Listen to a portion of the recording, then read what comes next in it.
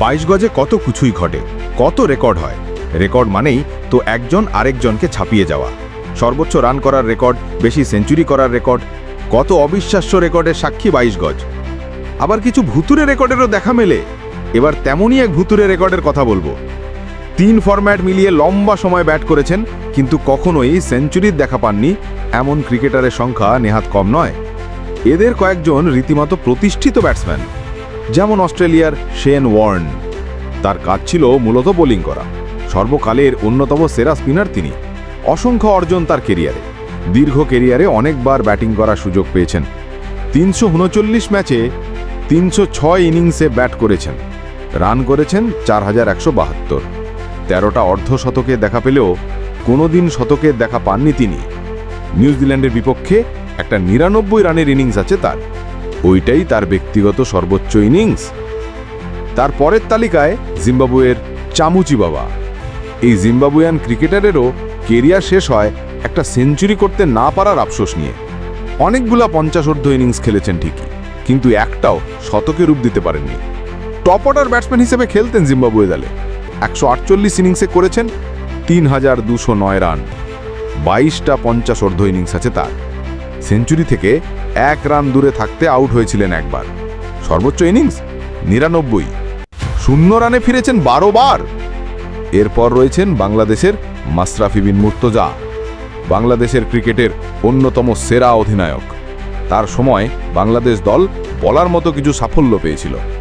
মাশরাফিকে allrounder হিসেবে গোনা হলেও তিনি মূলত অসাধারণ বোলিং দিয়ে পরিচিতি পেয়েছিলেন। ব্যাটিংয়ে তেমন আলো ছড়াতে পারেননি তিনি। ম্যাচ খেলেছেন 310টা। 3 ফরম্যাট মিলিয়ে 264 ইনিংসে ব্যাট করেছেন। রান করেছেন মাত্র 2961। কেরিয়ারে মাত্র 4টে হাফ সেঞ্চুরি করতে পেরেছেন তিনি। কোনোদিন 80-র ঘরও পেরোতে পারেননি। সর্বোচ্চ রান করেছেন 79। এর মধ্যে 33 বারই 0 রানে ফিরেছেন। তার পরের তালিকায় আফগানিস্তানের সামিউল্লাহ শেনওয়ারি। আফগানিস্তান অলরাউন্ডারেরও কোনো শতক নেই কেরিয়ারে। 148 ম্যাচ খেলেছেন, ব্যাট করেছেন 130 ইনিংসে। রান মাত্র 2824। 50 ইনিংস খেলেছেন 13টা। শতক নেই। 96 রানের একটা ইনিংস আছে তার। পরের তালিকায় ওয়েস্ট ইন্ডিজের ম্যালকম মার্শাল। তিনি ছিলেন মূলত বোলার, টুকটাক ব্যাটিংও পারতেন। 217 ম্যাচে 190 ইনিংসে ব্যাট করার সুযোগ পেয়ে 2765 রান করেছেন। 12টা অর্ধশতক করেছেন। শতকের দেখা পাননি জীবনে। সেঞ্চুরির থেকে 8 রান দূরে থাকতে আউট হয়েছেন একবার। ওই 92 রানই তার ব্যক্তিগত সর্বোচ্চ। 20 বারই আউট হয়েছেন 0 রানে। তারপর বাংলাদেশের আফতাব আহমেদ। তার প্রতিভা নিয়ে সংশয় ছিল না, কিন্তু আন্তর্জাতিক ক্রিকেটে সেভাবে নিজেকে মেলে ধরতে পারেননি। ছোট্ট কেরিয়ার, মাত্র 112 ম্যাচ খেলেছিলেন। 127 ইনিংসে ব্যাটে হাতে রান করেছেন 2764। কোনোদিন সেঞ্চুরি দেখা না পেলেও 16টা হাফ সেঞ্চুরি করেছেন তিনি। 92 রানের ইনিংসটাই তার কেরিয়ার সর্বোচ্চ ইনিংস।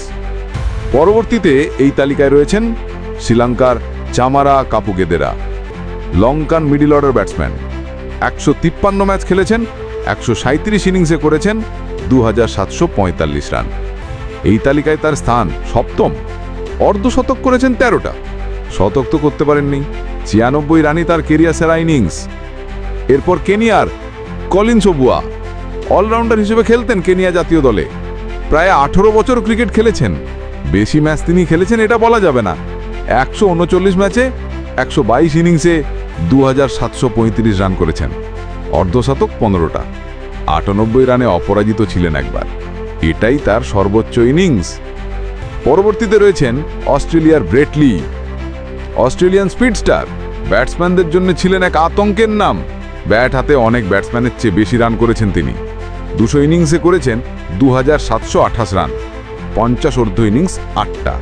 সেরা ইনিংস হল 64। সর্বশেষ এই তালিকায় রয়েছেন স্টুয়ার্ট মাতসিকানেরি।